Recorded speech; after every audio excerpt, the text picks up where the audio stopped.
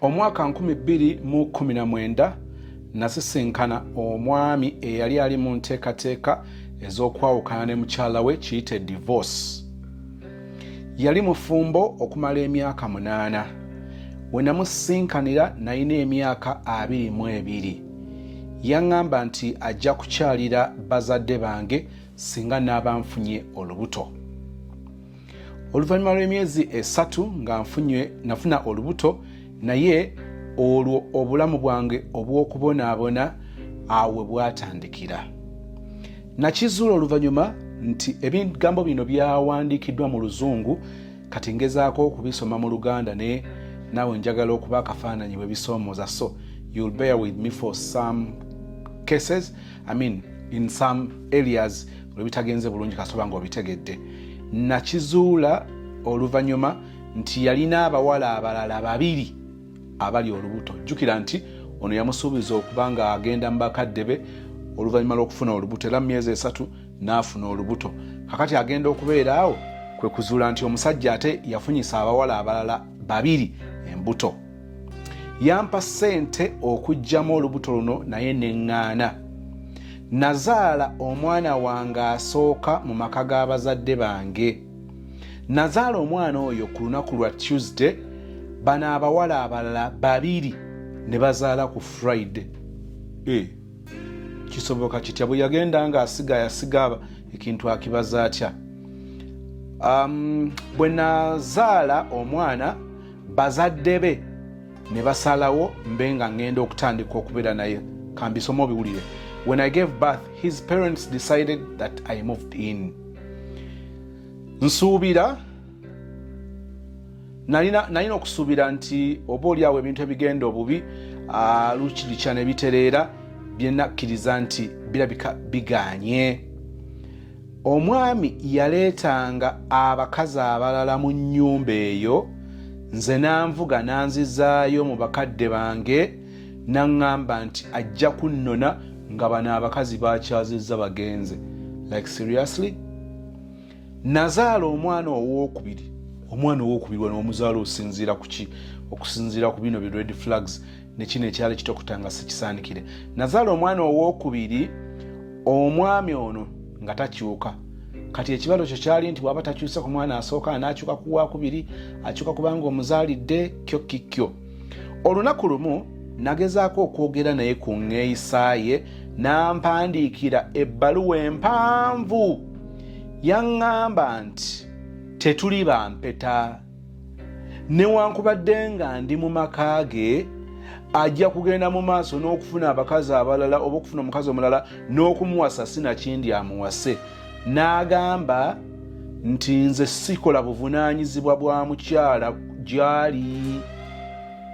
Era n'aŋŋamba nti nsobola okugenda. Wulira, he told me that we are not married. Even though he has me in the house, he will go get a woman and marry her. He told me that I am not performing any wifely duties to him. So he said I should leave him, but I didn't. Olunaku lumu yapaakinga engoye zange n'aziweereza abakadde bange, naye era saavaawo. Namuleka mu tawuni ne ŋŋenda mu nnyumba ey'omukyalo ewali bakadde be nga ndi lubuto olw'omwana wange owookusatu. Ofunye n'omwana owookusatu, kazooba. Ono kansome ku Luzungu. After 3 months, he also found us in the village. We used to spend months without communicating, yet in the same house. His father, being a prominent man, asked at the district that they transfer me from my workplace in town to a new station in the village near home, not knowing that my worst nightmare was coming. I gave birth to my 3rd child. I started housework on the 5th day after giving birth. Remember when I came in the village, my mother-in-law refused me to have a maid despite having 3 children. Mr. Soz, I have worked. I was big and joyful woman, but all that faded away. I have been taking care of 2 homes both mine and for my mother-in-law, since she said that she will never allow me to have my own kitchen. I'm educated, but I feel those women in the village are better than me. My mother-in-law always say that I look so bad these days that I don't give appetite at all. Mama nazala ngawera mwaka moli nedirisa. Mama amugamba nti enaku zino ndabika bubi nnyo sikyasikirizamuko wadde akatini bwe kati ndoza bwe mba nva nembwangu abajinsulidde wali eryamu nnyaanya ebyaneerekaawo. I wanted to go back to the university for degree, but they stopped me. When I asked them why they are stopping me, they called my father and said that I need to talk to him. Nagamba nti njagala okuddayo ku university nkole degree, ne bagaana bwe nababuuza ensonga lwaki bayita taata wange nti baagala okwogera naye. My father-in-law and mother-in-law told my father that I don't know how to take good care of their son. Tumbavu. Bwe bayita kitange nazaala wange ne sezaala wange ne batuuza kitange ne bamugamba nga bwe sirina buvunaanyizibwa bwe sisobola kubanga ndabirira mutabani waabwe. I felt so bad. On Monday, I packed my belongings and left, but my father-in-law is saying that I stole his money and other things in the house, that he will make sure I lose my job. Tata mbadde mmanyi muyivumuuko naye kati ate atandise okummalamu amaanyi. Nawulira bubi era ku Monday ne mpaakinga ebyange ne nvaawo ne sezaala wange yagamba mbono nabba ensimbi ze era munnange sijja kufuna mirembe ate okukakasa nti omulimu ngufiirwa. I am really traumatized and stressed. I feel like running mad. I hate myself. I don't want to be near people. I have reduced like 20 kgs in 1 month. Tekuba tekukyali kukoga kuno kuba kukenena panang. I cry day and night, but I have no one to talk to. I don't feel myself anymore. I advise these younger girls wano muwulirewo nnyo abaana ab'obuwala. Advise these younger girls to stay away from divorced men because they are trouble themselves. My baby daddy was born alone and his parents are rich. The man has the worst behavior. He is selfish. In these 6 years, he has never bought or given me anything, yet he has money. Continue teaching women to leave early after seeing red flags. N'olw'obukulu bw'ensonga eyo Mukama ng'atwadde ekisa, we in the studio and akayimba obumu ku list, one of the coming songs on the list, akayimba bakayita red flag. Ogeraga sozo omaze bisoma wano n'olyoko kirowooza oyagala nkusampulingemu.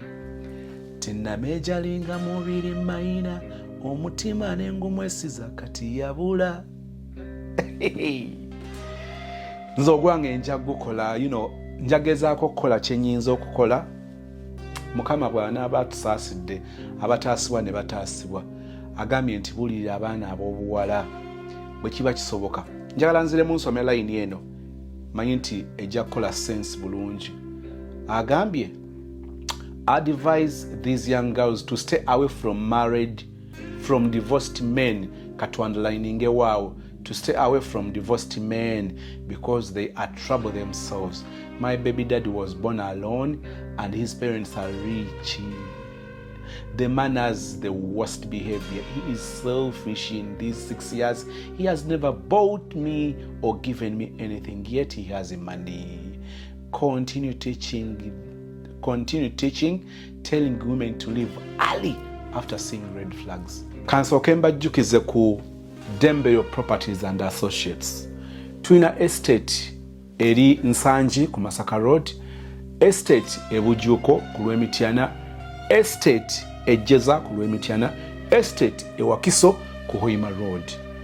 Ebifo bino byenjogeddeko birungi nnyo ng'oyagala okuteekamu apartments, oyagala kuteekamu maduuka, oyagala kuteekamu rentals, oyagala kuteekawo makaago.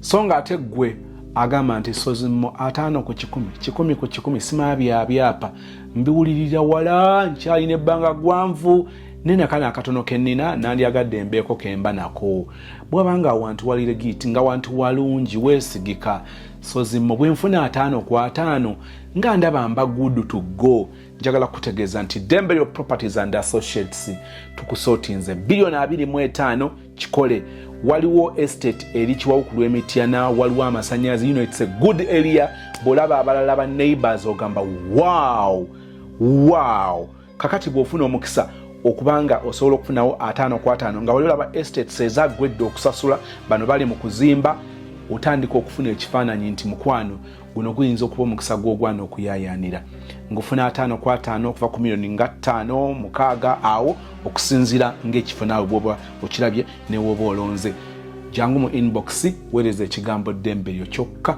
eyo message giweereze Sozimo weereza ekigambo Dembelio kyokka osirike paka nga nkuzeemu okumanya ebisingawo ku estates ez'enjawulo mu Dembelio Properties and Associates ku screen nga bolaba kuliko enamba Madam Nancha Beatrice akulindiridde ku lwa Dembelio Properties and Associates. Sister ayogedde ku mutawaana oguli mu kudatinga omuntu eyakawukane munne muve ku buno bu relationship abantu babeeramu emyezi 6 ne baawukana ng'oboolyawo tebalina kyamaanyi kye batuuseeko olita muzaalanga mu mwana tebabeeranga nako bombi in the same roof for like a month twogera ku muntu abadde mu bufumbo obw'empeta obuyingidde mu myaka nga 8 mbabuulira bino oli bw'akusanganga n'akukwana bw'obanga oli mwana wa buwala naawe omwana ow'obulenzi okukwana omwana ow'obuwala n'owulira oluvuuvuumu oba yekenye n'abikutegeeza nti abadde mu bufumbo oba baakadivosinga bali mu process ya kudivosinga nkwegayiridde nnyo beera muntu mukulu otwale omutawaana okutegeera ebigambo ebituufu ng'obitegeera obiwulira okuva mu ye n'obitegeera okuva mu bamwetoolodde abantu abo mbabuulire omuntu wasalirawo okugamba nti mpita eggulu n'ensi okutwala gwe okubeera mukazi wange okubeera baze wange mu bulungi ne bubi okuva n'olwaleero okwagalanga okusanyusanga mu bulungi ne bubi okutuusa okuva ku twawukanya bwentu bwe nkulayiridde ekirayiro kyange nze Regina Teopista Nakatudde Nakamatte bw'owuliranga abantu bakoze divorce twala nnyo omutawaana osobola okwekanga ng'oyo omuwala gw'olonze ng'amazima matuufu gali nti si yavuddeko divorce naye n'okubanga ekyo kyayiseemu oba kyayitamu ebbanga eryo lyamaze ne bwawulira oluvannyuma lw'obufumbo obwo okubanga buweddewo omuntu oyo mugende nga mpola twala omutawaana okumutegeera abamu baba tebali fayini mu biseera ebyo okkiriza omusajja agambye nti baayokana ne mukazi we si bangi nnyo asobola okugamba nti mukwano omukyala yandivosinze yankwatira mu bwenzi omusajja yandivosinze yankwatira mu bwenzi si bangi abasinga era awunzika akitadde kwoli kati mu kukiteeka obuteesi kwoli akukwese ye omuntu omutuufu omusajja waakukaliramu n'akugamba nti gwe tetuli bagatte ekyokubanga obeera nange mu nyumba yemu tekitufuula bafumbo nkyasobola okufuna omuwala omulala ne muwasa bannange oyo omuntu tabeera mwangu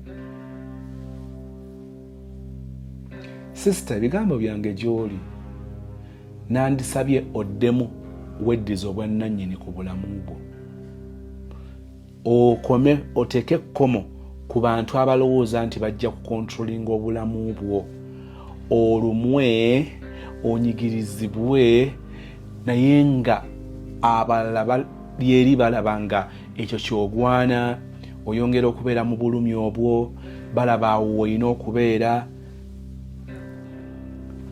ddamu ojje rights zo ku bantu abalala ozeddize obuyinza bw'owadde abantu okukutyoboola okukutulugunya mentally, psychologically, physically. You count the years you've spent with him. He has money. Togenda gamba nti munange omusajja wange talina wadde 10 so kakati tusazeewo katugende n'embeera bweri ayina ssente naye otunuulira ssente ze bwe zikugasa kyovulaba abakazi abamu agenda gamba nti oba singa tuddeyo mu bwavu anti nga bwabigeraageranya byongedde nakubeera bibi tafuna kirungi kiraga nti kati omuwa ssente za nviiri kati okumukolera ku byetaago bye naye oyongedde kumujoga kuva lwe wakwata kasente kyava agamba today eri bambi tebabyogera lwa bulungi agenda obigattagatta ng'oba oli awo eri wali beta weddiza obuyinza kubanga obugabye nnyo eri abantu abakutyoboola. Nyongera okubajjukiza okwata mukyalawo okumuteeka mu bantu bo n'otabeera wa buvunaanyizibwa kimala kumuprotectinga. Obeere wali naawe n'owegatta ku bantu bo okumutulugunya, okumukomerera, okumusalira misango aba ali eri ku lulwo. Kati bw'omuleka mu bbanga simanyi ki ky'obeera otegeeza. Awo abaami tusaana okulowooza ku kintu ekyo. Sisita omulungi kkiriza nti kaakati wano wooli oli mulwadde. Fa ku bulamu bwo sooka weesonyiwa abantu abalala kakati biringa n'ebibyo ggwe nga ggwe. Okubanga osaze kilozi ezo ekyo kinene nnyo. Nagambye nti okwo si kukoga okwo kukenena. Abamu bwe batyo bagenda ne batadda. Wake up ogambe nti no. Kakati nina abaana bano bantunuulidde. Abaana bano beetaaga presence yange. Ate abaana abo kati kyekyomuwendo be bajja okukutegeera. Be basobola okukusekera ng'okuseka kwabwe kuli genuine. When they say they love you, they care about you. When they appreciate you, trust me, bajja kuba bakitegeeza. So imagine their life without you. How are they going to be treated? So kyekiseera ozuukuke, zuukusa omuntu ow'omundu omugambe nti no, we are better than this. Tuteekeddwa okuva mu bulamu bwe buti obw'okufugibwa, obw'okutulugunyizibwa, obw'okutuntuzibwa, obw'obutalabwawo, obw'okutyoboolwa. Okkirizeni kati ogenda kuzimba omuntu omulala mu ggwe. Kisoboka naye omutawaana oguliwo ennyiike bw'ejja ekwaisolatinga abantu bakuteeka mu mbeera eyo bakwaisolatinga n'otandika okweraba nga togwana. Kakati n'oli olumu ng'olina kutambulira ku ntoli zange kubanga munnange be bakukwatirwa ekisa be bakubeezaawo kati wuyo bw'abasazaala ng'agamba nti agenda kakasa nti omulimu gwe gukufa olaba bwe baagala okukwena kwagala kukontrolinga. Abantu abamu balungi nnyo nga batukyaliddeko bwe bamala ne bagenda. Abantu abasinga babi bwe tusalawo okuwangaala nabo. Naye kireetera ekyo be bantu okwerabira boundaries, okwerabirawo we bakoma. So in this case, omulungi, zuukuka. Say enough is enough. Claim back. Wali obaddeko omuntu alabika obulungi, wali baddeko omuwala omulungi, omuwala ow'ekitiibwa, omuwala obuvunaanyizibwa, okyasobola okukizzaayo gy'obuyinza ku baana be wawa okubanga bakukontrolinga okutuusa ku ekyo. Agambye abaana ab'obuwala bwe kiba kisoboka ng'olabye red flags ezimala tolinda kuzaala. Kyolaba bwe mbadde nsoma ayogedde ng'azaala omwana asooka, bw'ayogedde ku mwana ow'okubiri nnekanga ngayi okusinziira ku bino bye yali alabye omwana ow'okubiri yali waaki. Azifa ekibadde tekimala ate tugenza okulyanga n'owookusatu ayingiddewo nga ddala nsonga kikati ebyo byagezaako okugamba obeera omugezi ayigira ku nsobi z'abalala than omusiru awunzika ng'ayigidde ku nsobi ze ye.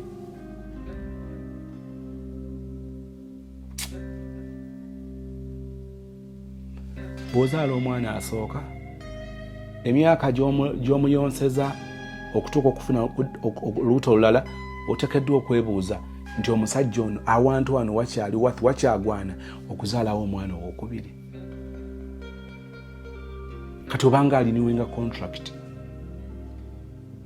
naye ddala twetaaga okulinga contract eno oteekeddwa bitunuuliramu oleme kuzaala baana ng'obaleetamu nsi kubabonyaabonya ng'oyinza okukyewala oleppuke nakamu obulamu butambule. Nsaba nkutwale ewa sisita ow'okubiri nga bwe nkujjukiza ku Aisha Furniture Mart abasangibwa Banda opposite ekipande kya Nabisunsa Girls.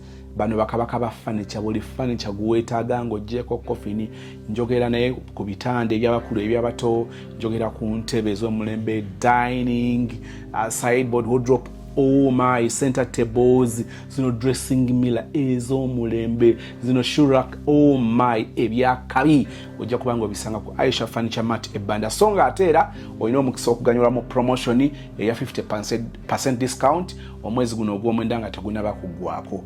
Ogenda kukola otya? Olina furniture guwasiima, wagendayo kona okola window shopping, bagamba akabeeyi wakati. That same furniture bwaba yaliwa $1,000,000 ddayo omutwale ku $5,000,000.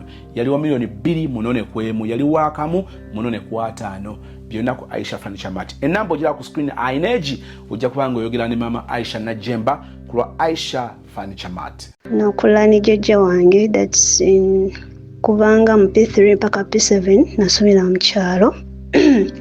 Bwe navaayo mu kyalo nenzija e Kampala naye wenzija e Kampala abazadde bange baali bayawuka n'ensonga lwaki batwala mu kyalo. Kaakati nze nakula saagala nnyo mama wange kiryawo nga njagala nnyo taata wange. Kaakati bwe natuuka okumala P7 okujja e Kampala nasalawo okugenda wa taata wange, naye taata wange yali yawasa omukazi omulala. Kaakati nga ne mama wange yafumbirwa omusajja omulala.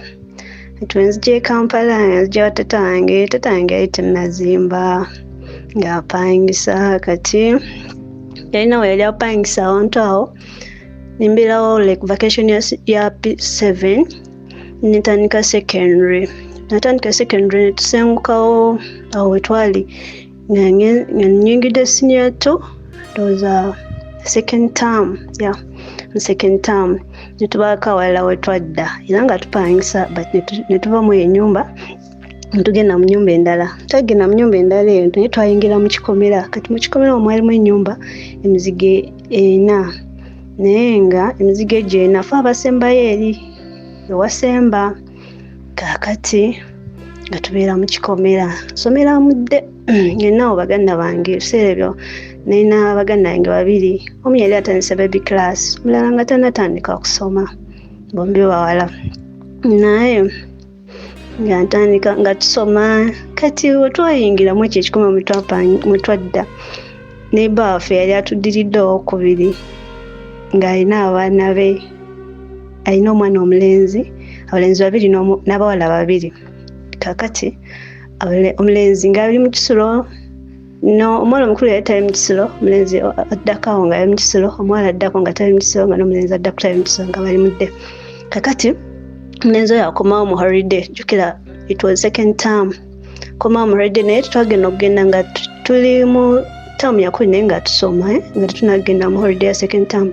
Kati awo akomawo mu second term ya holiday ng'akomawo John waliwo n'omwana omulenzi actually saabifaako naye kajjukirawo nali teenager. Nga tubeerawo kati mu holiday envuka yali awuliriza nnyo akapiira nga alina karedio ke. Kati ate nze nga njagala nnyo ebintu bya music, ate kati ebiseera walingawo obunene oburedio oba bwalinga butya naye nga kabanga katono nga tini kale kobeera nako tambula nako. Kati naye muno munayagalira music nga mugampako mu karedio ko ngamba nja kuwa naye si leero ngamba kale nyambivaako. Kati naye abaana bo baali bagezi nnyo. Kati nga mugamba naye namba yannemye batwadde olwo question gye batwadde ya math naye yannemye osobola ginyambako gikola. Namba tewali buzibu gireete nga ngimutwalira yali ya matrix oba misozi omanyi matrix naye nga muwa namba ng'agicalculatinga ng'ennamba egaana ng'agiwa sister we naye yali mugezi nnyo nga naye omulema. Nga tutandikirawo ddala nno emboozi kyekiseera kitooka addayo ku ssomero. Nga naffe tusigala tusoma akomawo mu third term holiday akomawo nga munaye omulenzi ono oba kati kolo nali njoza bintu. Kati awo twali tubeera ku muzigo ogusembayo nga waliwo ekituli ekiyiwa amazzi, kale nga ffenna wetuyiwa amazzi ne gafuluma wabweru ne gakuluta ne gagenda muwala. Naye ng'aleeta amazzi yali alizizza bintu ng'aleeta amazzi nga bwe gali gangoye ng'aleeta amazzi mu kuyiwayo mazzi gangoye. Ati nga nze njawo wenjoleza ebintu nemye kutobeena ate kabalaza njoleza ddala awo nga ku kituli. Kati mba njoza bintu ng'ajja ayiwayo amazzi nga muviira nga nnyimirira. Kati yamala okugayiwayo kati twaliwo ffekka awo naye nga just no wali open like abali munda baba balaba kati nga abasinga bonna bali mu nju. Kati nga ngamba neyo gwe obadde kikkutu kati mugamba kati nga nkyuka mbwe nti mbumuddawe wabakutuka ate gaiti yampa kakesi mne nga mpa like it wasn't zinene zomanyi zinene mpanva nga onolaba akakoko ngolomwa just kati akantu ako tekandika kyekyo mungansi nikamanyo ngamba nego koze ekikati nga tambula nga agenda nga tubeerawo kati nga tutandikirawo bane akantu ako kalina engeri gye kankyusaamu nowulira nga nzenna si bya bulijjo obuntu ne butandika okutambula mu mubiri ningamba ne obambadde ekikombe obuntu butambulira ddala bwempulira naye nga gogoli omulindi gwawe ogusooka okubeera n'ekyo ekintu kyali tekintukangako kale kakati netutandikiraawo kati katandika okwebba kati mu kikomera kyaffe toilets tezaalinga munda mu kikomera zaalinga wabweru w'ekikomera naye nga zirikawo wabbalibbali kakati nga twelimbika mbu tugenze manju kati nga wenfuluma nti ngenze mutoyi nga naye akwata akadomola nga jambu agenze mutoyi naye nga obudde bwetugendera mutoyi kawongezongezaawo nga obudde butandisa okukwata saawa mu kitundu awo zigenda mu bbiri njukira okuyita ove waffe oyita waawe obukosa aba alina okulaba n'oggulawo kigeti nga kikaaba kale nga era akulaba nga twesinkanire ate muneeti twatandikira ddala okukola obuntu obuli eri bwennasuusa okutya nga nno tebitandika kunyumira nga tubikola for a while naye olukyalo ndowooza nga mama we akitegedde kozi batandika otulaba nga wenfuluma ogende manju like nga naye afuluma wenfuluma nga naye afuluma kati wayiromu nga nfuluma nga naye ajja nga tukola byaffe tuba tuli eyo si binene ebya vanira nedda just kubeerawo okwekwa nga omunabeerawo ebikibuko ebyekito byomanyi tuba tuli awo nga mama wono nga ajja atugwako agamba omukola kyawo nga twebuzaabuza ati munaye lumu nga bakola ki tugenda mu kisiibo tuli basiraamu nga nabo basiraamu ekyanze nali simanyi nnyo bintu bya ddiini ebyo nga sibitegeera bulungi kwanza sataani yali tasaala nga tatuyigiriza ddiini naye ate bo baali basiraamu nga babayigiriza nnyo eddiini kati ekisiibo kituuka ngamba naye nyina kusiiba gino emyaka gye ntusaamu nina otukola kyo okusiiba natandika kusiiba kati mu kisiibo nga babe bakola capati eziwooma nga baŋŋamba mama ŋŋamba genda olime kale oba kati mutuume gundi ki genda waba x oyiga okola capati ŋŋamba kale nga ŋŋenda naye omwana yali tanyegereza okukola capati kati oba mama yali alazeewa simanyi kati oba batebe nga nabo bali wa simanyi kati nga tuli mu nyumba awa babiri naye tuba tuli awo like nga tukola capati anjigiriza nga tuyimuka nga atandika bino bijjo byetukola nga twefulumya wabweru nga abitandika bane tuba tukyali awo mama we nga atugwako lubona oyo omukyala yali mukambwe nnyo omukyala kyeyakola ngagamba togeza gwe n'ofuluma ennyumba yange nadduka misinde mpaka mu nnyumba yaffe nga mbeera eyo naye omukyala anyiiga ng'ayita mama wange step mama wange mugamba abaana alaba badde bakola biki bla bla bla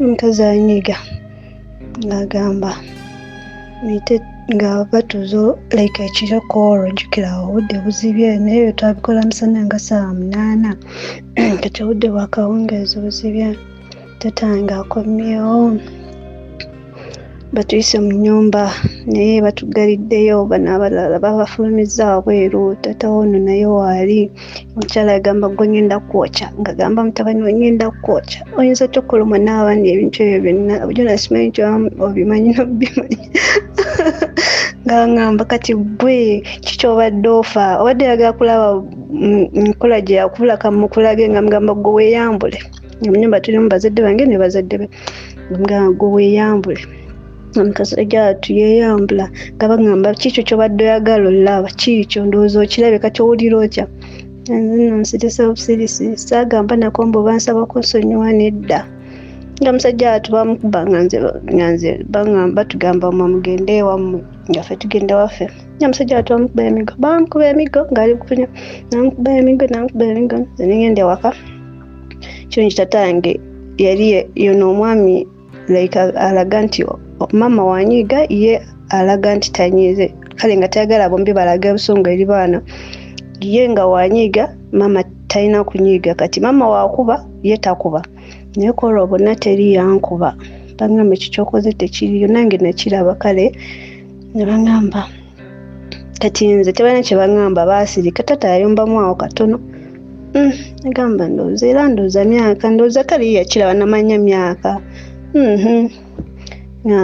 nze olw'okusala okungi nga sikyasobola kuyita wali eri mufuluma agenda wakuleeta mazzi wakugula bintu nga mpulira nswala kyenakola mbaka wa mama wange omulala gye nagenda najjukira nze mama wange nze yaddala saakula naye kiri awo kale nakulako naye yali ankubiriza nnyo nga ndi muto kati nga nkimanyi mama wange mukambwe akuba emiggo nga mukazi mukambwe ennyo ngenda wa mama wange omuto nga gye mbeera ne mmalayo neŋŋendayo naye kati awo twali tuli musinyafu awo batukwatira nze nali ndi musinyafu naye omulenzi yali ansengako kilasi 2 yansengako kilasi 2 kati awo nga yali musinya 6 naye ngenda mama wange oyo nga mbeera eyo kati jjukira sinyafu nali ngikoze naye saagikola bulungi tata neŋŋamba kati nga ogenze oweeyo mama kati bba mama wange oyo omuto yali headmaster ku ssomero erimu kati nga yeegayira agamba bami kwegayidde saba omwana nga asomereko eyo akole kyatudde musinyafu ebanza musinyafu kati waka nga nvaawo kati nga ne bano kumbe bo baali bazimbye nga bagenda senguka kati nga nabo basenguka nga bagenda bagenda tetwaddamu kuwulizigala jjukira nali sinasimu nvuukayo oba yalina essimu naye nze nga saamusaba nnamba because nze nali sinasimu nga tetwaddamu kweraba okuvaako olwo bwe baatukwata naye nsoma nga nzira musinyafu nga ngisoma kati ewaka saddayo bwemutaddayo naye nga awo twali tubeera ne tata wange kyalo nga olaba kino ekyalo bakiyita gundi then ekyalo ekiddako nga mama wange ate we yafumbirwa naye ngeri otambuzawo bigere kati laba wengamba kangendeko ewa maama biki kati mugende wa maama nayitirako awo walingawo oluzzi kati ku luzzi olwo walingawo omuvubuka yali atera ngaoleetera abanino ba ex amazzi kati ngera naye akimanyi nze n'oyo ex tukwasaganya kati ate oyo omuvubuka bali eri ba ex gye baali bazimba nga yagenda n'abalimira olujja lwa luzisa omuddo kati nga yina enamba ex kati olaba wempita ku luzzi ne mumusanga negamba laba ono okimanyi ex bujja kunoonya omugambo kikakasa omugamba baddawa nya babeera eyo biki ngamba saagenda ku kyenala sisobola ngamugamba naye omanyi mpe ennamba ye nga mpe ennamba ye kati ebiseera ebyo nange nali nina akasimu jjukira buno obusimu bwa bwali nga bwa warid obutini nnyo obwo nga nange nkalina naye nga mpa nnamba kati jjukira ex yaba ndowooza yali atandise agenda joininga university kati naye mpa nnamba nga nze eri wamangu muto nakuba akasimu ako akanamba ke baali bampadde esimu evuga naye ng'akola ki ng'agikwate nga hello tebonani biki nga omanyi omukwano negamba nze simanyi oba onani ngamba mbi teeba ng'ateeba nga yenze ngamba naye ani wajjiwo ennamba yange biki nengamba mukimanyi bulijjo nkunoonya ngamba gundi yagimpadde namusinkaniyo ku luuzi nadde mpitirayo ngenda wa maama omulaba kibiki nagimpa niye kati leero kangezako ngikubeko ndawo bakweyo oba nayogera naawe ngawo nengandi musami tugenda kuddamu gyokwera biki nakyo nange nengenda kutandika osoma university biki kanze kirungi mutinzaawo mbanzizaamu sinyafo ne ssente era nezibulira ddala taata teyanyongerayo yalina okusomesa bano baganda bange abato awazaddeyo ka brother kange akalala kaddako oli sister wange omuto naye nze saddirayo ddala ewa taata wange tonavaawo ningenda ewa anko wange oyo nga tubeerayo ne brothers bange abakulu naye abo brothers bange abo bali bamama wange banabe byasooka okuzaala nga balongo embeera eyo nga bavuga boda batambuza ono airtime okukolaki oyo yaliwo nga owokuscratching nga gwe batunda nga bamusuubuza abamaduuka ne babawamu ssente ne bakoma ku kampuni we batyo kati nga ngenda eyo nava eyo kati netandika okuzungawo entyo nembeerako ewa anko wange namala navaawo naye nagenda ebweru natuleka ne mukyala we mukyala we naye nga takyasobola tulabirira okitegeera brothers bange nabo ne bafuna ennyumba ne batandika okukolaki okupangisa embeera nabo era twagenda ffenna kati awo nabo ne batandika okuwasa jjukira nga baleeta bugirlfriend kimunju jjukira tuli mu room emu tusulamu nze nabo ku mufaliso guno omu nsula n'omu ng'omulala asula yekka kati batuuka nga batandika okyaza abagirlfriend kati nga nze ate nina okubeera okusala amagezi wagyendaga kati awo nga ngenda wa sister wange nalinzirako mama wange kati oyo sister wange gwenzirako tugatta taata yali mukulu wange naye ngenda wa sister wange nga naye yeeyaweeyo naye era kati naye yali afunye omusajja ng'abeera naye ngati nga mbeera eyo kati bano ne bamala ebintu byabwe baba bakola ne bagirlfriend baabwe nga nkomawo kati nga mbeerawo nga leero ngenda sula wa brother enkya wiiki ejja nja sule wa sister leero sula wa brother wentyo kyekiseera kyatuuka sister wange nazaala omwana 2014 nazaala omwana kati omwana yali awezanga 5 to 6 months mama nangamba kati gwe ngeri gy'oli tolina kyokola biki genda katandika kufuna bulenzi kola ki ofune embuto yabampangira byagenda wabweru naye era sinze yali omukulu ali awo mbu mbitegeera nnyo ate bagamba mbu ngenda wabweru ebiseera byokukola obubakadde nagamba kagende ninyene ku nnyonyi nze nga sina na kyenkya nga ekirubirwa kyange kyakola ki kyakulinnya ennyonyi ndabe ekibiira ekitya ane yangenda ebweru yankola mu kiyumba ekyumba tekyali kibi nankikolamu emyaka 2 yankomawo era nali kato okwetako airport kyali lwali lutalo kale tuba bansibisa wiivu nze nali nsala enviiri nga sikuza nviiri bansibisa biwiivu ne banteeko kiwiivu nkulekulemu ngate ndi katini nange naye nayitawo bawawa akaguzi enguzi ku kisaawe nempitawo ngenda nenkuba ekyeyo naye nga nze sigenze mbu nina ekirubirwa ekigenza okukuba ekyeyo nga sina nti sente ngenda zikolamu kino nga sina nabyendowooza ku ssente wabula ngenza ekibirwa kyange kulinnya ku nnyonyi ebeera etya olira otya natuuka nga nkola ekyeyo nga nkimaliriza nga nakomawo 2017 ndaggwako kati we nagenda ebweru nagenda nakanambako omulenzi ako ko nali nakakwata mutwe ne mama wange ne tata wange ne sister wange oyo kati embeera eyo tebatukiriza kubeera n'amasimu kati nga mu mwezi oguggwako nga bakusasudde salario nga bagenda musindika Uganda nga bakugulira ka airtime k2 naye ako airtime kali kagwangako mangu ng'okuba oyogerayo eddakiika nga 3 nga kaweddeko naye kati nze oluusi ebiseera ebisinga nayogerangamu ne mama wange tata wange sankubirako simu nga ndi bweru ne sister wange sankubirako simu naye nga ebiseera ebisinga njogera ne mama wange kati olumu nenkubira ku mulenzi kati nga ngamba tugenda kukola ki ogenda kudda nkuwase bla bla bla naye yali akyasoma nga nesonga nga nkomawo era natuukira wa sister wange nasanga naye bbaawo yamuzimbira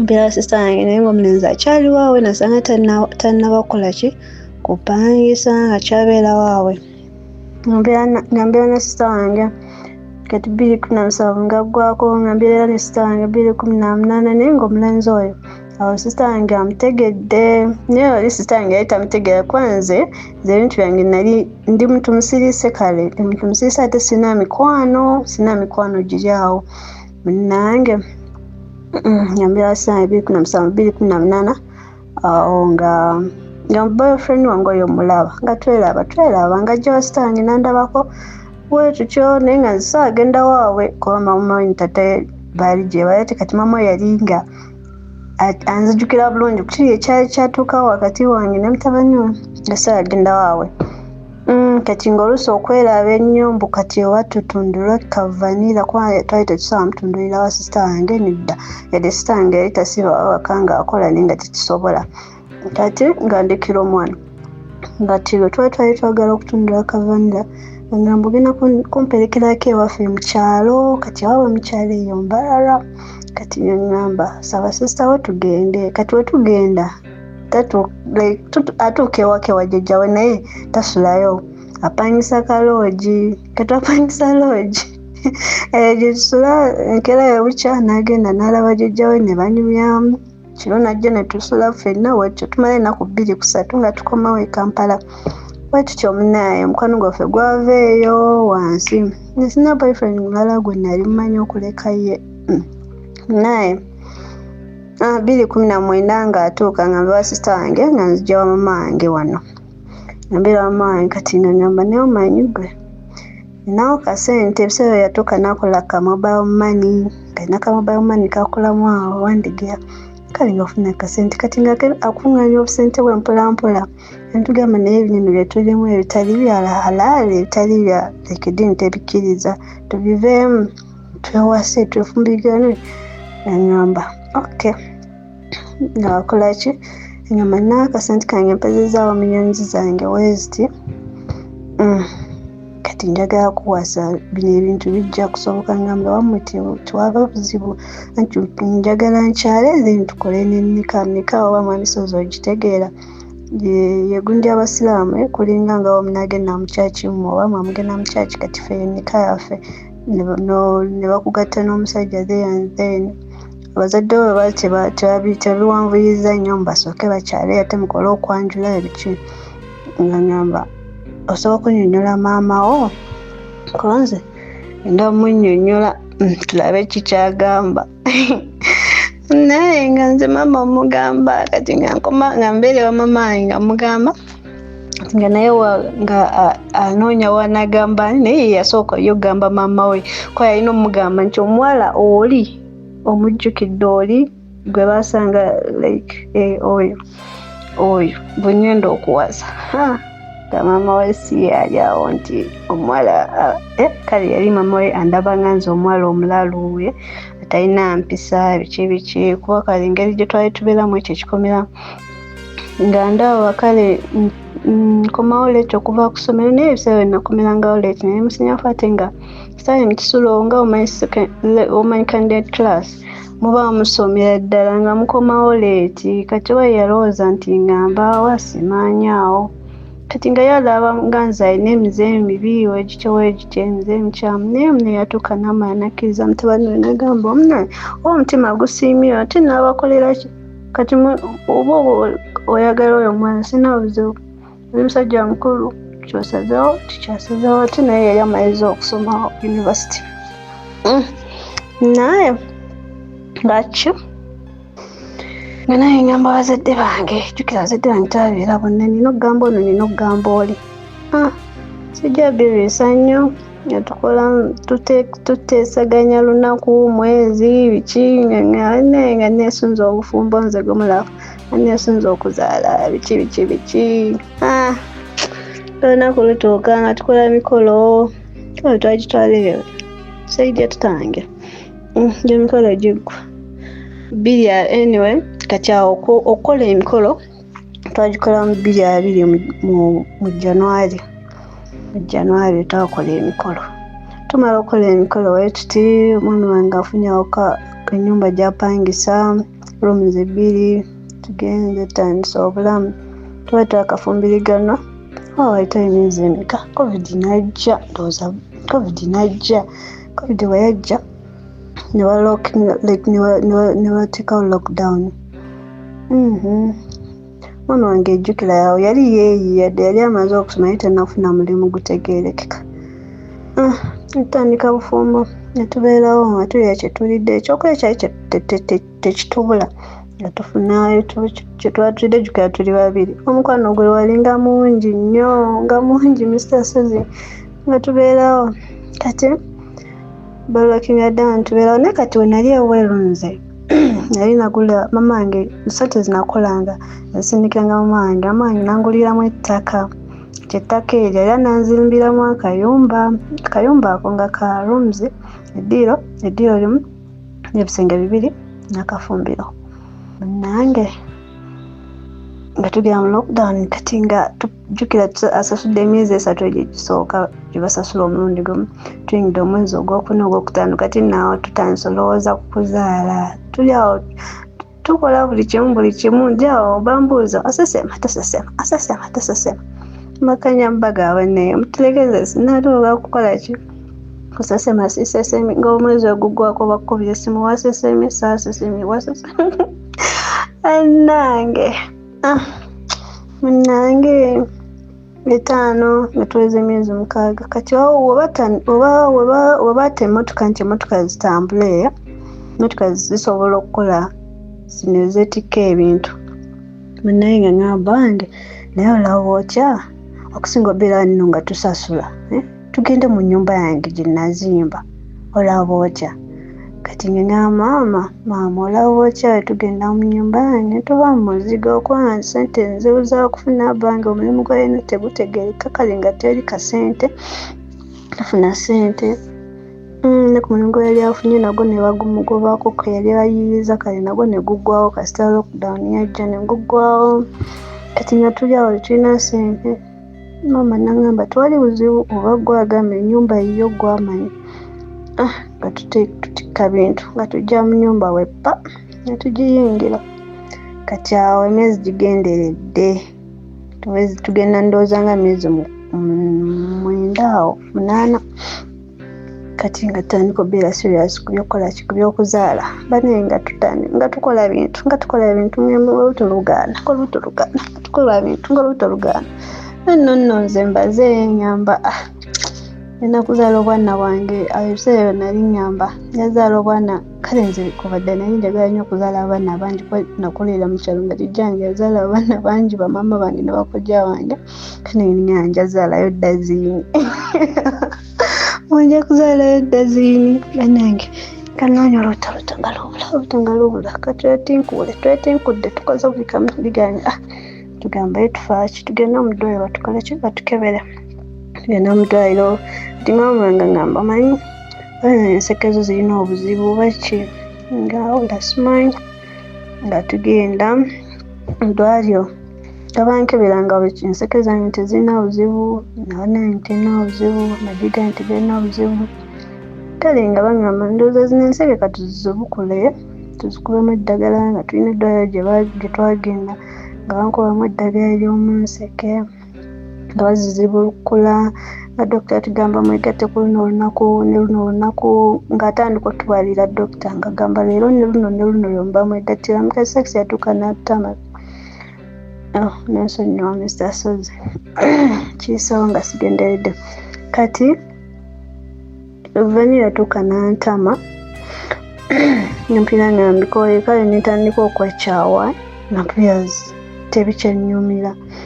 Ne mbeerawo ne tubeerawo. Kati amaddu ne gatuggwamu tutuuka nga ennaku ze baba batugambye ze tugenderako, naye ng'ogenda okulaba omwezi gutuuse ozeemu olwadde. Mr. Sozi nkubuulire nga tuddayo mu ddwaliro bamuyita gynecologist gye twali tulaga nga muntu waffe, kale si muntu waffe naye nga dokita tuludde nga tumumanye kuba alina ab'enganda zaffe byali akoleddeko ab'enganda ba bba bange nga amanyi nnyo. She's a friend to him. Ng'atugamba kati omukyala talina buzibu, bamukeberedde buli kimu ng'atugamba kati olaba okyala naawe weekebezeeko tulabe oba obuzibu buli ku ggwe kozi. Maama wange yali yagamba ye waabwe talina buzibu yadde era nga tekiriiyo munnange.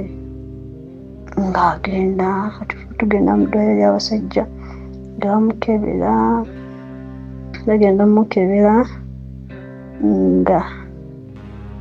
nga alina low sperm count nga batuwa results kyasooka kikkiriza nange sakkiriza bane twagwawo ekigo batukomawo ewaka manyi gatugwa byonna ne tukaaba netugamba kiki kino nga tukitegeera nakukitegeera netuddayo mu ddwaliro wabigayini waffe nga tumuwa results ng'atunnyonnyola ng'atugamba kiriwo kiti ne bwekiti ekera amaanyi gatugweramu nga mu ddwaliro ne tukoma awaka nga gatuweddemu naye netugamba tujja linda gayini waffe kyanaatugamba tulaba bye tusomye byebyo bye tulaba oba si byebyo ng'atugamba ebyo byennyini nga alina low sperm count kitegeeza nga tusobola kufunyisa mukyala w'olubuto kale nga gundize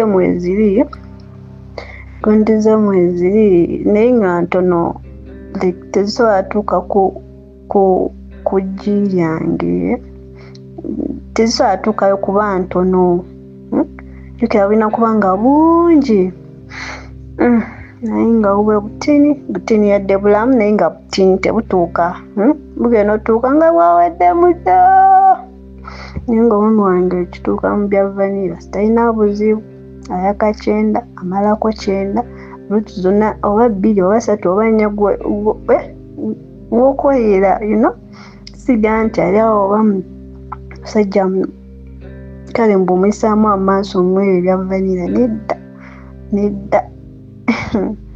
mulamu bulungi obuzibu bwaliko ekyo kyokka naye nga tugakaaba nga tukomawo ewaka nga tugakaaba kanya kumbooza osesema nagamba nedda osesema nedda kati banga liyitaayita bigambo bitandisa oyitiŋŋana kati ngerawo omanyi omwana omuwala genda n'ogambako ku maama wo nomugamba ekiriwo ekiti ne weekiti naye nomugambira abazadde mamaye nga mugamba nga naye agamba ku maama we maama nnyabo musamanya nti ebintu bigenda ttambula ebintu bitambula balina bimanyi n'abatalina bimanyi mamisozi nawulira nyanfaane mpya amanyi nga gampedde nembeera nga ndi stressed n'omwana wange ali stressed tubeeraawo nampira nga ewaka wantamye nampira nga bukimu kintamye nampira nga ensi entamye kyenakola nga mwami wange nzikanyende nkole naye ng'omwami wange ono sirina kyenjula buli kimu akimpa sigamba nkoyo waffe mbu njagala oba omusajja teyandese mmere oba nga omusajja nga bukimu akimpa nga bukimu akigula nze omwami wange yagenda okujja okumufumbira nga masuuka galinga peya 8 yagenda okumpasa nga ye yeetegekera dda eri ng'agula ebintu bye mpolampola ampa buli kimu nga ampa okuva ku mpale ku paadi buli kimu akimpa njera sijura ng'emmere weeri yadde yeetakula naye nga alina egyo emirimu gye gyakola egy'oku kompyuta nga tegikwetagisa genda ku office just nga bali abakubira nsimu n'agamba oba kale bino ebya university nti njagala kunkolera ku research nga manyi ebya research naye nga mwe tujja akasente akatubeezaawo jjukira omulimu gwo gwali gaggwawo nga mwe tujja akasente mu ebintu ebya research byakola ku kompyuta jjukira nze nakoma musinyafu sibitegeera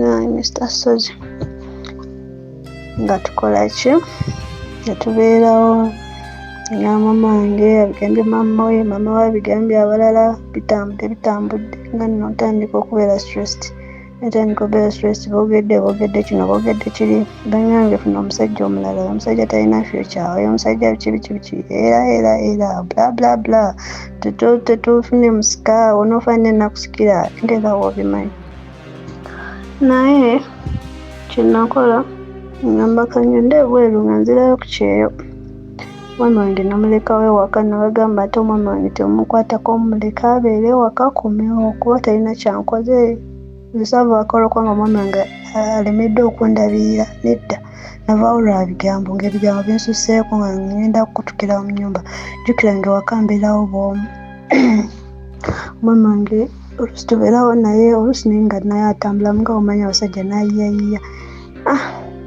naye nga mpulira nfa ningenda ebweru nembeerayo kati mugenda eyo kati awo ngenda ebweru mu 2022 Mr. Sozi ngenda ebweru 2022 nkoze contract eweddeko nkomyewo ndowooza awo kitegeera mba nagenda 2022 nkomyewo 2022 anyway nakomawo omwaka oguwedde mu December komawo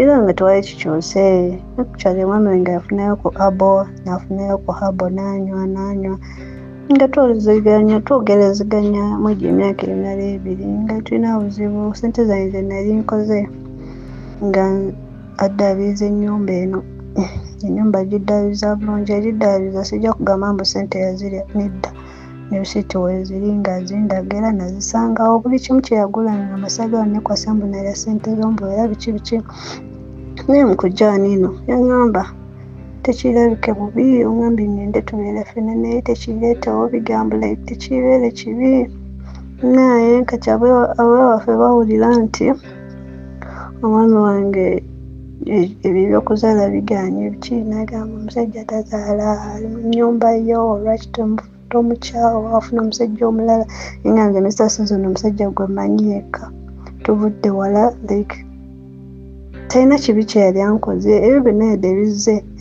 talina kibi kye yali ankoze ampisa bulungi nzigula nali nyambala bubi nga simanyi bya ddiini musajja twagenda okuwasa nga njigiriza ddiini nze nali ngenda mu ebyo ebivulu ebyo sikyabigenda mutandisa okuyiga okusaala nsadde nga buli kimu nkiyize nga sikyasaana kwambala nze empale kutambula mpaka nakati ndi ajeta omulungi bana okugira sharire ennungi angulira sharire z'ebbeeyi yafuna kati omulimu tuli bulungi alhamdulillah naye ekizibu kye nnina nze sina mulimu kati nakomyewo omwaka oguwedde kati lino lyonna ebbanga okuva mu January mpaka kati mbeera waka naye sigamba nti saagala kukola njagala okukola nanoonyako omulimu nga bampa 40,000 naye nga ogenda okuwaleja 40,000 nga transport yekka kale nga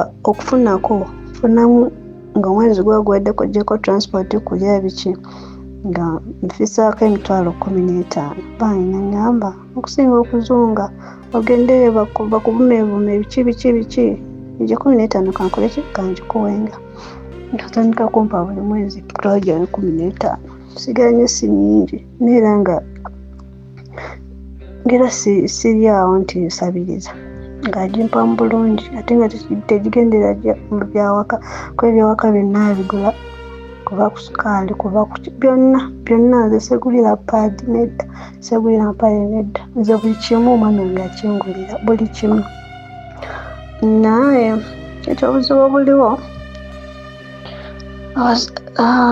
bazadde bange baŋŋamba lwaki tokola naye Mr. Sozi n'emirimu tegirabika sinze yasoma ekiri awo nmanyi okulonda enkoko kw'amange mulunzi wankoko yanjigiriza olonda enkoko namala nembeerako ne mama wange kale emyaka gye nabeerako naye mu 2018 yali alonda enkoko nayiga olonda enkoko ezo za broiler manyi olonda enkoko naye tetulina capital like nze sina capital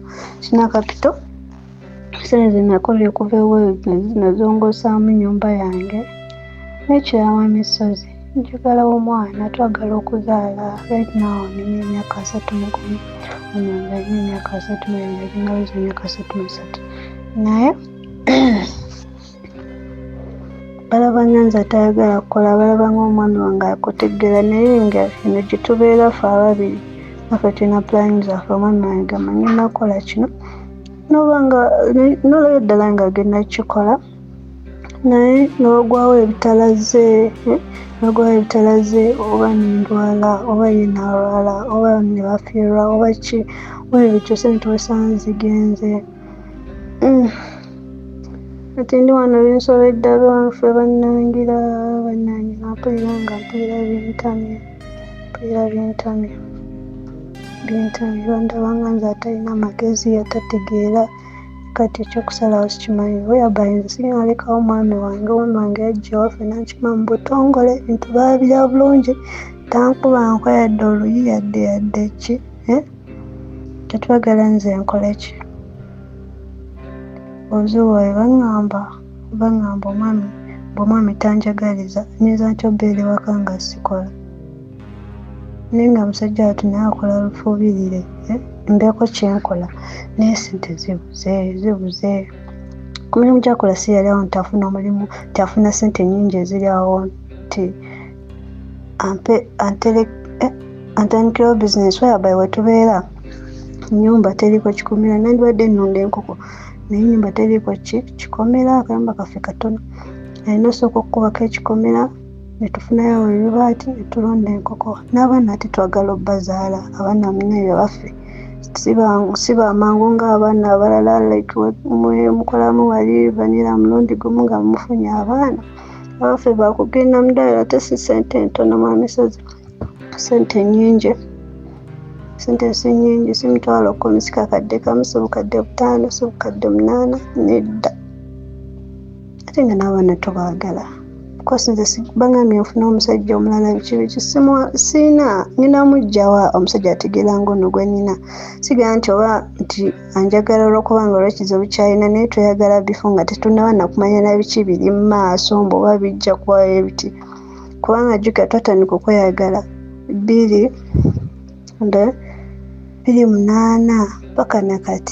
paka nakati mu misozi si kyangu kyebagala nkole bannangidde bakoze ebiki stress bandeetedde stress nze gwolaba nkoze nkomyeyo ndakuba neegumya neŋŋamba nkitene kati nze nkole nkya Mr. Sozi nsaba ku magezi abaweza bampe ku magezi bannyambeko naye nga simanyi nange kyakkola Mwami Sozi nyanza nnyo neyanzeega obudde wamwoyo bumpadde yo story yange.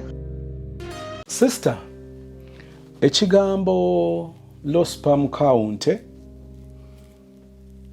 kibeerayo mu bantu bangi. Kibeerayo sperm count ne zibeera nkozesa ekigambo reduced, lowered, reduced naye nga tekitegeeza zero. Ne bw'oba okyogera low sperm count zibeera reduced or lowered but not zero. Njagala kutegeeza ebigambo bino nga musisinkanye omusawo omulungi, nzikiriza nti musobola okuyambibwa ne mufuna omwana. Bateekwa okutunuulira kakati ye nga ye sperm counts nga bagamba nti ziri low, kati ate ne batunuulira naawe fertility rate yo ogenda okwekanganga naawe oli nnomo ne si nnomo nnyo, kakati ngoba ogwana kusembezaako, kati mu kusembezaako obangano nako ne banesaagala genda mu lusawo, nze siri musawo. N'ebintu ebimu nkozesa experience byensinkanyeeko mu basawo, njagala kukozesa kunnyonnyola okwa common sense. Basobola okusembeza ku ggwe naawe n'oyongera okugimukamu no kubeera mugimu kubeera musava kubeera nobeera mu kigambo ekituufu kimbuze ekitegeeza fertility kimbuze, naye basobola okuba nga bayambako ggwe newankubadde nga gwolyokke naye ne bongera okuboostingamuuko ekintu nobeera mukyamufunga omuntu akwekoonako bw'ati n'okunookiriza Chosen Becky abamuwulira mwamuwulira nga agamba nti ye baaba fertility rate ye eri 10 ku 10. Sigo jogama abatalina maanyi nnyo kugenda ku mobile money ku withdrawing oba okyatetenkanya oti okugyayo sente zo nga tonaba nakulaba withdraw charges zirimekanga nga agamba owaye kaweddemu dda wawula nsabise bino. I mean nga tukiwaddeko obudde nga tusisinkanya omuntu omutuufu, manyi nti Mukama ajja kukkiriza tufune omwana. Naye bino byonna bikolebwe nga wejjeko pressure. Njagadde nnyo bambi engeri gy'oyagadde omulenzi wo n'ogenda ku kyeyo n'omuleka mu nnyumba bambi. That love. Mubeere n'ebizibu ebyammwe nga mmwe ababiri, muggaleewo enzigi eziggulawo okwaniriza ebizibu ebiri external the words from your family, maybe words from his family, people around you, society, I mean your friends, ebyo mubeere nga mubiyingiza eno naye nga bifulumira eno, mutobe n'ebizibu byammwe byennyini. Nsooka nyongera okwebaza olw'okubanga omwami wo tomuvuddeemu oba omulenzi wo tomuvuddeemu. Wano wentera okubuuliza abaami nti baami babeka ng'awulidde nga yeesanze mu mbeera ze ne mukyala we n'aba ng'ajja kusigala ng'amuyimirawo bw'ati. I remember some good years back, bwe giba emitono like 10 no, like 8 maybe, waliwo omuntu eyampita ku mikolo gye. Bwampita ku mikolo mukusoka like I was involved mu mikolo egyo, naye wetutuukira ogenda mu okwanjula kumpi kwalingawo nga kugenda beerawo nga ku Thursday, ndoze embaga bwe bayali erwawo nnyo nga ya weekend game. Naye mu biseera by'okwetala mu mikolo awo ku ssaawa ya Queen awo nga ova ku paaka enkadde ng'oddanga dda eno ku ssaawa ya Queen, kati waliwo Shoprite, simanyi oba ekyaliwo, baafuna accident awo. Gayi omugole yennyini omusajja n'owa kamera kwaliko baali awo baafuna accident yali embi nnyo, simanyi omuyafa, ndowooza omuyafa, naye omugole omusajja yasimattuka. Era tugenda ku kwanjula ng'alina ebiwundu bibisi ebisemi nti ali ku migga ebiri. Bwe nagenda okuyimba nabagamba nsaagala kuyimba buyimbi kukyamuukiriza, ne ngamba DJ ro pulo, ne nga nina ebigambo byenjagala okubuuza. Bamuyita Isaac, nakati bakyali bombi, nebaza Mukama. Kyenava mbuuza Isaac nti omukyalo ono yakwagala n'akukkiriza nga toli bwoti, byakutuuseeko? Omukyalo ono yabadde alina right okugamba nti omuntu gwe yayagala ne kati gwalaba sibe bamu, so emikolo kagiyimirize, maybe oba osooka oterera what, naye yagenze mu maaso n'akukkiriza. Kwe kubuuza abakuŋŋaanye ku kwanjula nti baamnanga abaami kuffe bameka? Ono waali tumuggyewo mukyala bamuyita Justine, ne bagamba tuggyewo Isaac wano tutuuzeewo Justine. Basajja bameka eyandibadde ajja ku mukolo guno nga mukazi wo ali awo ku miggo? Nali nsobola okulaba reaction ya audience. It was a challenge before men. Omukyala yaliganye mbabuulire, simanyi love story yabwe njiina ku mukutu guno, if ndoza sigiina ne bwembanga kweri ali muzasooka. I don't think nti kweri, I don't think. Omukyala yajjanjaba omwami okumala ebbanga. Twebaza Katonda nti olwaliro omwami atambula bulungi, yaddawo n'atereera. Naye mbabuulira si baami bangi abasobola okukola kyekimu nga Justine kyeyakolera omwami we Isaac. Kino ono sister kyakoledde omulenzi we, n'amukwata n'amuleka mu nnyumba ye bw'atyo, ennyumba y'ekikazi. Si baami bangi. Mumanyi embeera ebeerawo nga family. Kati omuwala ono we yatuukira okutegeera nti ye ali okke, omwami sperm count ze ziri wansi, ng'ebigambo byali bingi, naye n'ategeera omuntu we kubanga amwagadde, mukwano weeguli. Kale awo nkukreditingira nti webale nnyo, webalire ddala okutwagala. Nzikiriza nkujjukize ku Masses Quality Beddings abasangibwa Nansana ku Mastowa opposite stage ey'Ekyebando wansi wa Epic Motel. Twogera ku dduuka woogenda n'osanga buli kye weetaaga okubeera ne bedroom ey'omulembe. Okuviira ddala ku mifaliso, mattress covers, mattress protectors, tugende ku masuuka, pillow cases, tugende ku bed cover, ziduve, tujja genda tulaba blankets ez'omulembe, mosquito nets, ojja genda osange carpets ez'omulembe, ironing boards, bunnighting nga bwebwo byonna ku Masses Quality Beddings Nansana ku Mastowa opposite stage y'Ekyebando wansi wa Epic Motel. Ku screen olaba ennamba eza Madam Masi, munoonyeeko musisinkane oba mugerezeganya kuweereza ebifaananyi, simamu by'oyagala mukkanye kibeere nga kiggwa. My sister, ebigambo byange mu bufunze ebisembayo nga mmaliriza. mwongere okutuula n'omwami wo mukkaanye. Buli omu anywerere ku kigambo kye kubanga ensi ebalinze kubalaba bulabi nga mulemwa. Nandigambye nti ensi erinze kulya, muli mufumbiro mufumba ensi erinze kulya, mugijjeeyo ng'ekonye mujja bawulira. Twabagamba tosobola kati oli awo laba. Katonda ng'ali wamu nammwe nzikiriza nti mujja kufuna omwana. Katonda ng'ali wamu nammwe tuleme kwerabira gye tuvudde. Katonda yatufunira poloti n'atuzimbirawo ennyumba.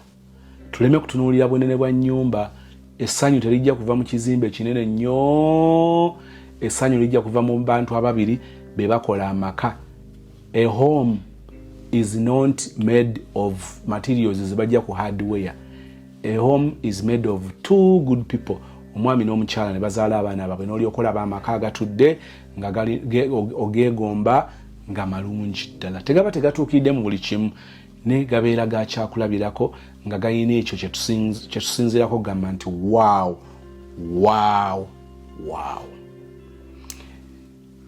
Wemuli siwe wazibu compared ku gye mwava. You're not renting. Isn't that enough reason to say thank you, Lord? Nga mukauntinze blessings zammwe. Kapita ajja kujja, Mukama ajja kuleeta ekyokukola. Muyongere kunyweza nkolagana yammwe, communication yammwe, kwagalana kwammwe. Mukama ablessing okwo bikolebwa balamu. Nga mukkaanyiza mmanyi nti mujja kutuuka ku binene.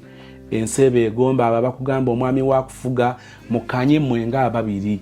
Nga takunyigiriza nga tomunyigiriza naye nga muvuddeyo ne mutual ground kwe mugamba nti katugenda okuyimirira okutambuza kino okukola kino.